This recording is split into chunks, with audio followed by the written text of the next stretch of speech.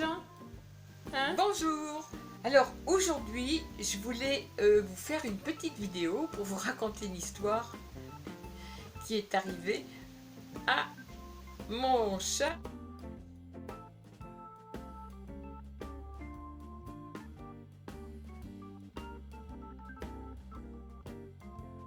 Troisième jour de Cachou à la maison. Voilà, Cachou vous dit bonjour. Ah, mon pépère. Là, alors, c'est un petit chat câlin. Voilà. Il adore être calé là. Voilà. Et là, il est tranquille. Il est tranquille. Et si on lui gratte le cou, il s'endort tout de suite. Il adore ça. Il adore les gratouilles. Regarde comme t'es beau. On le gratouille, là, il bouge pas. Il manque de lui poser ici, il bouge pas. Il dort. Là, il est bon, il va s'endormir pour tant que je bougerai pas. Je lui masse les pattes, il adore ça. Il aime qu'on lui masse les pattes. Et il ronronne. Voilà. Et là, c'est parti. Oh, j'aime bien la position. Il a vraiment une position décontractée. Une position décontractée. Voilà. Les pattes dans le vide. Étendu de tout son long. Ah, ça y est, il se réveille. Vu que je parle, monsieur, voilà, il miaule parce que ça le dérange. Allez, on fait dodo. Allez, on fait dodo. Allez. Voilà.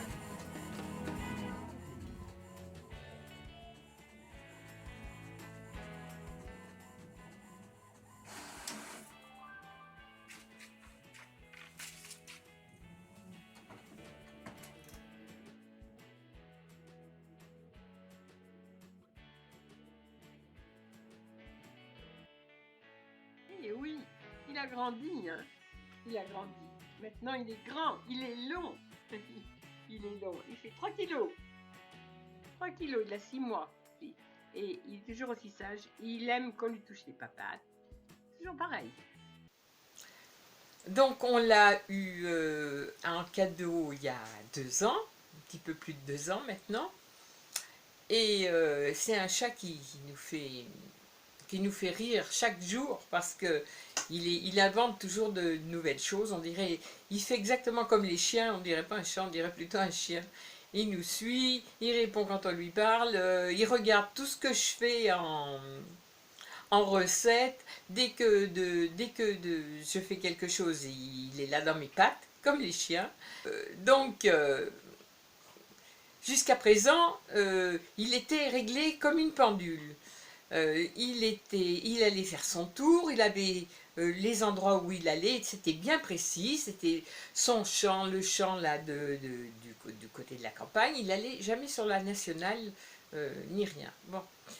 Et on n'a jamais compris comment il se débrouillait pour savoir. À l'heure du petit déjeuner, il arrivait, à midi pile, il arrivait. Et c'était l'heure qui casse-croûte, alors qu'il a des croquettes partout. Hein. Mais lui, il voulait son repas en même temps que nous. Et puis, à 4 heures, il revenait faire un petit tour, parce que d'abord, il faisait la sieste sur le canapé, et après, il s'en allait faire un tour. Donc, il revenait faire un petit tour, il avait ses petites croquettes de 4 heures, et il repartait jusqu'au soir. À 19 heures pile, il revenait et il mangeait son plat de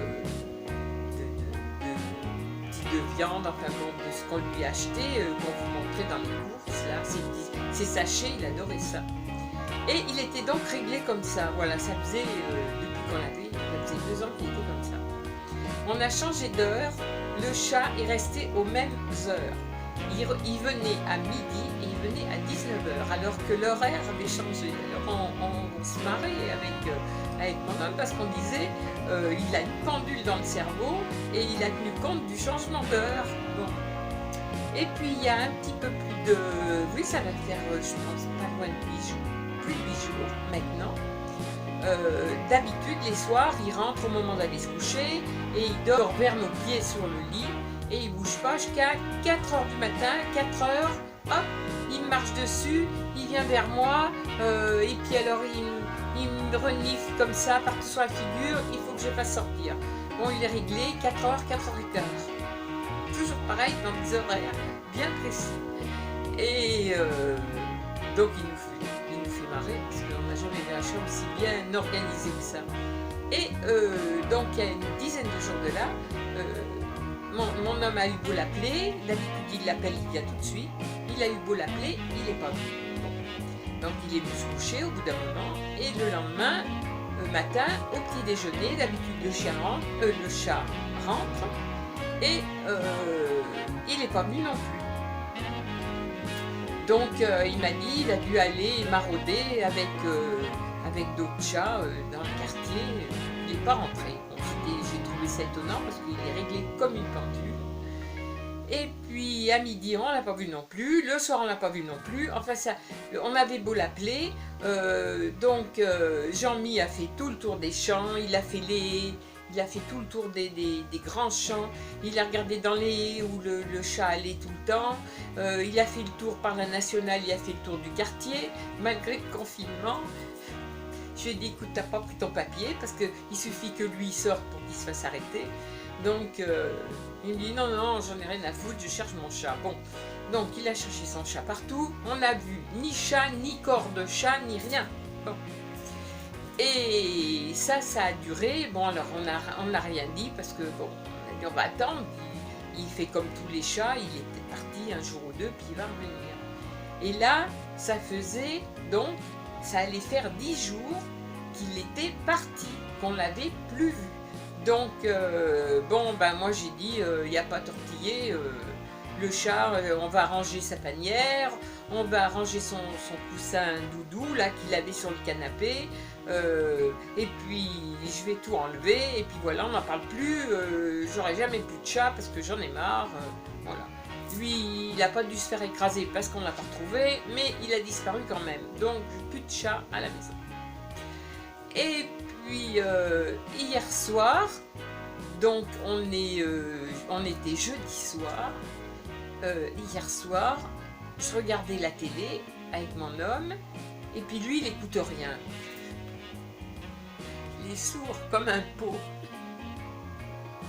Il n'écoute pas. Alors moi j'ai toujours l'oreille tendue, depuis toujours, parce que quand moi j'étais habituée à toujours dormir que d'un œil, parce qu'avec les enfants, il fallait toujours que je guette le moindre bruit.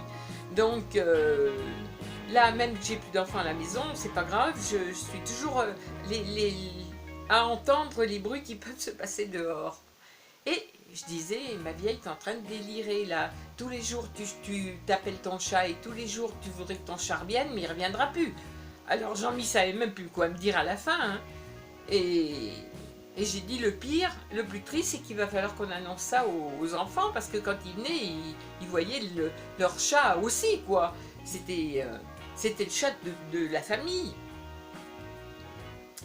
Puis alors j'étais en train de regarder la télé, et j'écoutais hurler. On aurait dit que ça hurlait derrière les volets de la salle à manger, comme un chat qui hurle, qui miaule. J'ai dit, ma vieille, alors là c'est le confinement qui te tape sur la tête.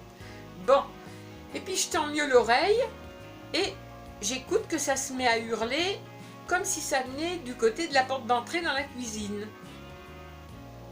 Je dis, alors là, je vais quand même aller voir, hein, parce que là, il y a un truc qui se passe, je veux bien déconner.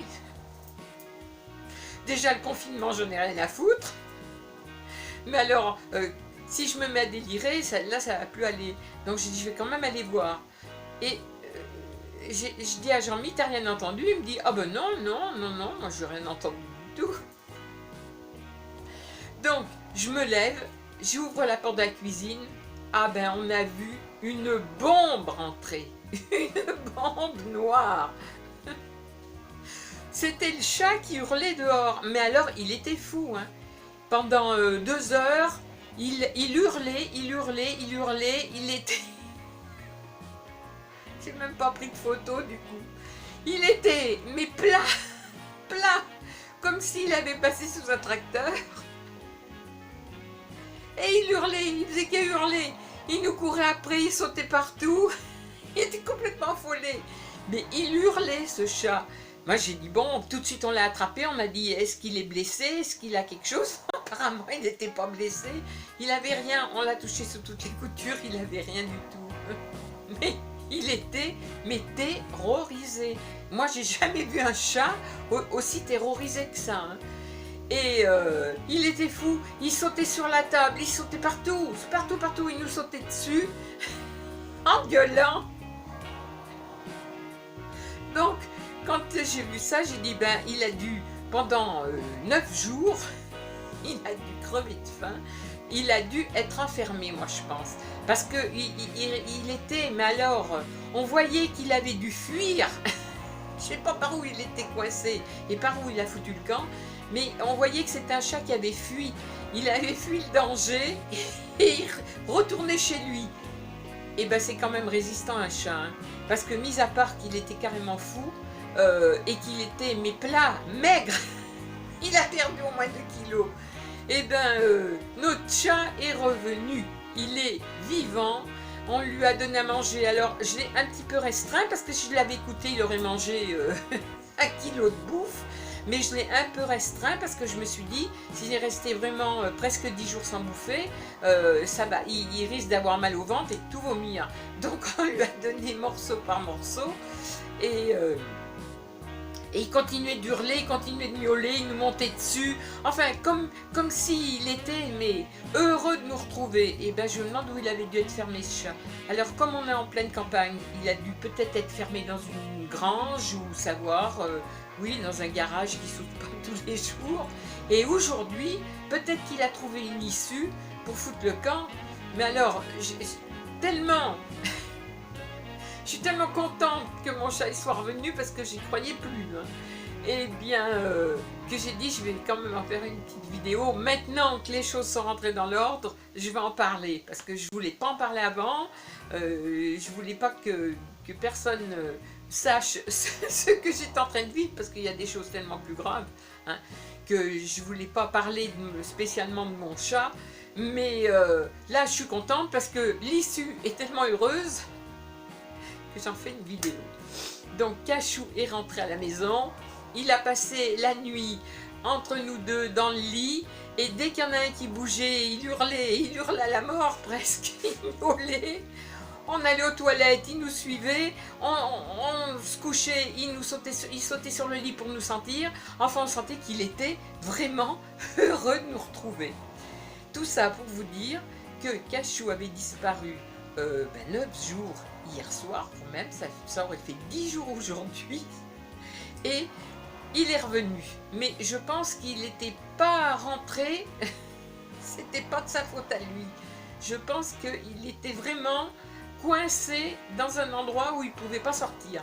Parce que vu l'état de panique qu'on a vu, c'était pas possible de faire autrement. Enfin, là, il a passé une nuit avec nous. Ce matin, il est ressorti faire ses besoins. Et il est rentré avec nos chiens. Donc, mais il n'arrête pas de miauler et de nous suivre. Il doit se dire, si jamais je m'en vais un peu trop loin, je vais encore disparaître.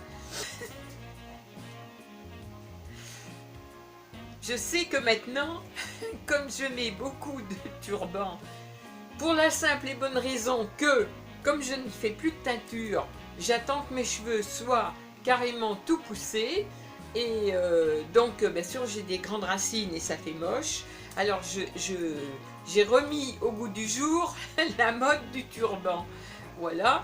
Parce que comme ça fait propre, voilà, ça fait pas les racines négligées, je les cache, ça fait quand même mieux. Bon. Et alors c'est vrai que on a tendance à m'appeler Madame Irma maintenant, ce qui est tout à fait logique. J'ai plus une tête de Madame Irma avec le turban maintenant. Ce qui fait que Madame Irma elle n'avait pas vu où était son chat. Voilà. J'avais beau appeler, j'avais beau réfléchir, j'avais beau regarder, sereine, ne vois-tu rien venir, je suis restée sur cette terrasse pendant une semaine à regarder à l'horizon si j'apercevais pas, mais j'apercevais rien du tout. Et ben ma Irma, elle n'avait pas vu où pouvait être son chat. Alors, donc, là, il y a un truc qui cloche, il va falloir que je revoie mon, mon système de voyance, parce que là, j'avais rien vu du tout. C'est le cas de dire. Mais, en attendant, eh ben, je vois une chose, hein, c'est que mes cheveux poussent, et je suis bien contente. Alors, encore quelques temps, bon, comme logiquement, eh ben, à mon âge, on va peut-être sortir que fin 2020, donc j'aurai le temps de les laisser pousser carrément, et à mesure de les couper, de couper ce noir là qui part pas, bien sûr. Alors donc, étant donné les circonstances, je poserai le turban quand les cheveux auront la bonne longueur pour vous les faire voir. Mais ça avance, ça avance. Ça, je vois que mes racines blanches poussent. C'est la seule chose que j'ai vue dans l'histoire. Voilà, donc c'était juste une petite vidéo pour vous dire qu'on a retrouvé quand même notre cachou. Alors, bien que j'avais rien dit au départ, et que là on est tellement content qu'il soit revenu, bon ben voilà, hein. Donc Cachou est revenu, les vidéos continueront avec de temps en temps lui. Et j'espère que là il est parti faire un petit tour sur la terrasse, parce qu'il aime bien rester sur la terrasse, il regarde d'en haut de la terrasse, il surveille les moineaux. Et là pendant 8 jours il n'a pas dû pouvoir les continuer de faire tous les gestes qu'il faut pour vous protéger de cette saloperie de virus là. Et puis je vous fais des gros bisous et je vous dis à la prochaine fois pour une nouvelle aventure. Cachou qui est revenu de sa virée de 9 jours. Et ben il s'est mis dans son lavabo, là où il se mettait quand il était tout petit. Oh, bon, t'étais bien, mon pépère, hein, là. Oh, t'étais bien, là. Oh, non. Ça c'est... Ah, Cachou qui est re-rentré à la maison au bout de 9 jours.